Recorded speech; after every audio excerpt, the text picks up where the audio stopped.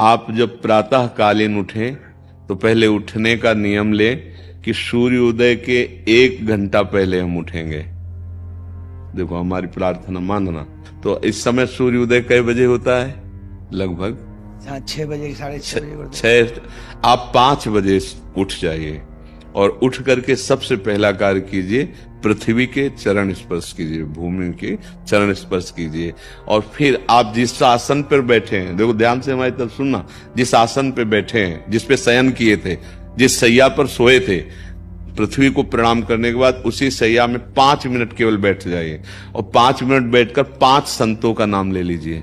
जैसे हम लोग श्री स्वामी हरिदास जी की जय, हरिवंश महाप्रभु की जय, हरिराम व्यास जी की जय, नागरीदास जी की जय, श्री ध्रुवदास जी की जय, 5 संतों के नाम याद कर लीजिए।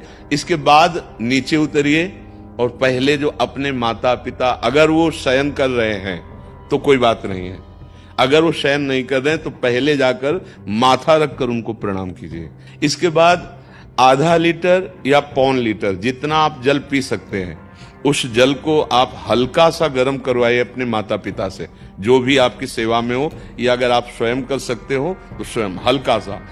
अगर 500 ग्राम पी जाए तो और अच्छी बात है, और इससे ज्यादा पी जाए तो अच्छी बात है। वज्रासन में बैठना आता है? वज्रासन जानते हो आप लोग? देखो वज्रासन, वो देखो बैठ रहे हैं, ये दोनों पैरों को ऐसे करके इससे बैठकर जल पिया जाए। ये आपके ब्रह्मचर्य की रक्षा करेगा, कब्ज नहीं होने देगा और आपके मस्तिष्क की गर्मी को ठंडा करेगा। ऐसे वज्रासन में बैठकर धीरे धीरे 5 या 10 मिनट में जल पिया जाए, एकदम न पिया जाए। गिलास में लेकर के 500 ग्राम जल धीरे धीरे उसको पिया जाए। फिर इसके बाद आपको 100-200 कदम टहलना है। फिर इसके बाद आप शौच जाइए।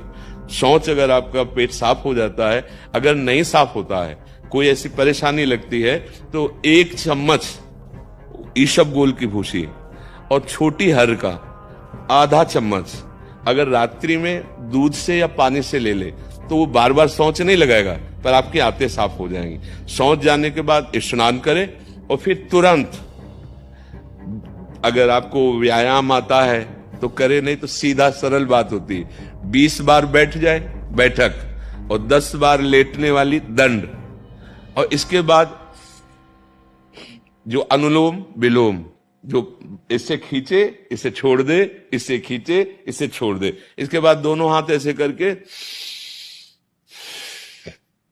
7 बार ऐसे करे, सीधा खींचे और सीधा छोड़ दे। इतना ही तुम्हारे लिए प्राणायाम की आवश्यकता है। अब अपनी दिनचर्या में लग जा। जो पढ़ाई का कार्य दिया गया है, आगे तुम्हें और भजन की बात हम नहीं कह रहे, जो पढ़ाई का कार्य दिया गया है वो भगवान की ही पूजा है। आपकी दिनचर्या जो आपको अपने गुरुजी या टीचर जी को जाके प्रमाणित करनी है, कल जो पढ़ाई गई थी आज के लिए, वो आप सुबह सुबह उस समय व्यायाम के बाद, तो आप देखना आपकी स्मृति बहुत प्रवीण हो जाएगी।